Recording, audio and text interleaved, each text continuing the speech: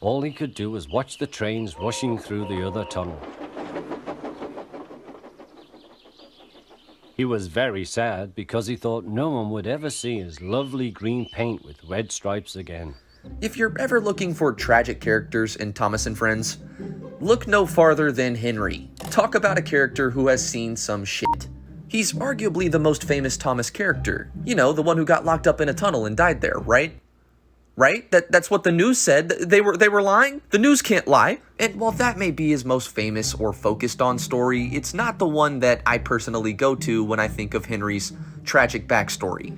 For that, I typically lean towards another famous story, that being the accident of the Flying Kipper. Now, if you're a fan of Thomas and Friends, I don't really have to tell you much about this accident. But for those who may not be acquainted, this is when Henry goes headfirst into a parked train, thus leading to his rebuild. And I don't know about you guys, but this accident always left a little bit to be desired. Henry needed a rebuild anyway. He was a sick engine with a bad design. But the accident itself didn't seem to warrant that. It likely was just the perfect excuse, and that makes sense. But it also led me down the rabbit hole of what would this accident look like if it happened in real life? And that, ladies and gentlemen, is what we're talking about today. But before we jump into that, it's important we get our facts straight. Now, what causes Henry's accident is snow and ice. This ends up messing with the signaling system, and Henry is sent down the wrong points of track. When impact is made with the parked train, we see the brake van of that train get smashed to bits, and parts of at least the first two vans of that train are spread about everywhere, since presumably Henry and what was left of that brake van lurched forward, probably destroying them as well.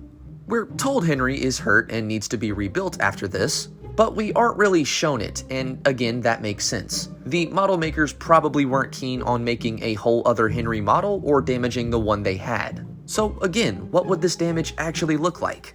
Well, if you've watched my older videos, you may know this accident has a real-life basis. This being the Abbott's Ripton rail accident in 1876. I won't go through everything now, but to give you a short history lesson, snow would cause issues on the signaling system on the GNR. This led to not one, not two, but 3 different locomotives colliding with each other in a horrible accident. While it is easier to look at this for examples being the more obvious one, I don't think it answers my questions in a way I'm satisfied with. The similarities are definitely there, snow causing issues, parked trains being collided into by oncoming ones. That said, little is known, at least to me, what happened to these very same engines after the accident.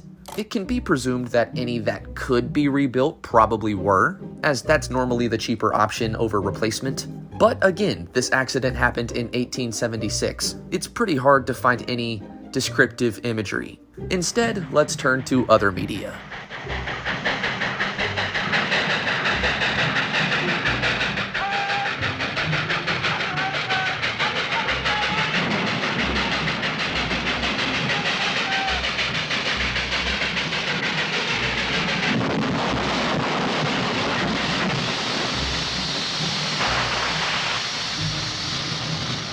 What you just saw was a famous clip from one of my favorite movies, The Train. Shocker, I know. Now, this movie came out in 1964, and if we're being specific and brutally honest, this situation has less relation than the last one did. This movie takes place in the Second World War, and centers around a German initiative to sneak art and masterpieces out of Paris. This is foiled by resistant fighters and, of course, the train crews the movie focuses on. Again, very little relation to a silly little green train smacking the back end of another's.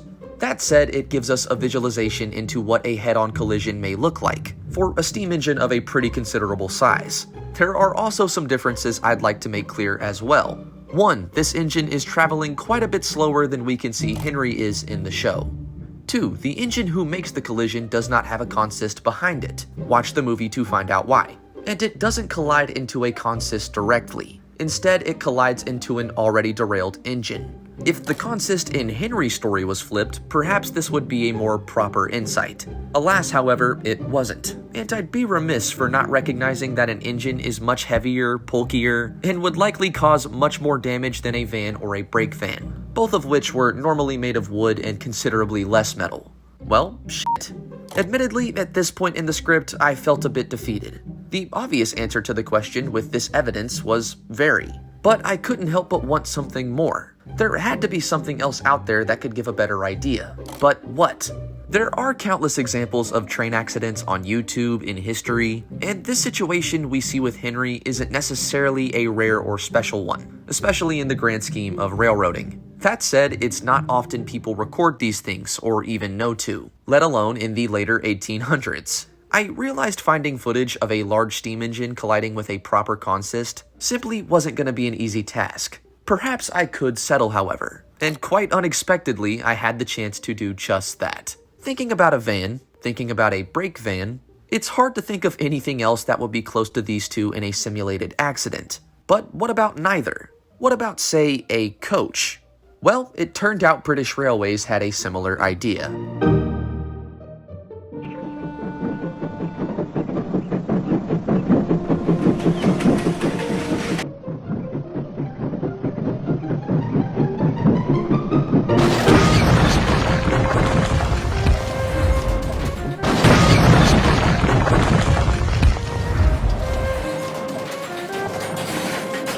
What you just witnessed was, like the last, thankfully staged, and of course not as close as I wish it was, being on a large embankment and not exactly the same consist. But this, ladies and gentlemen, is what I believe to be the closest example we have as to how bad the Flying Kipper accident truly was. A visualization as to why Henry needed that rebuild, what could happen in a similar situation, and just maybe, something a little extra to think about this winter season.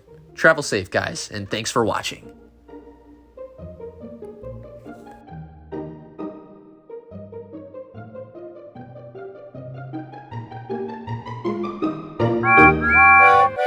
Either subscribe, donate, or get the fuck out.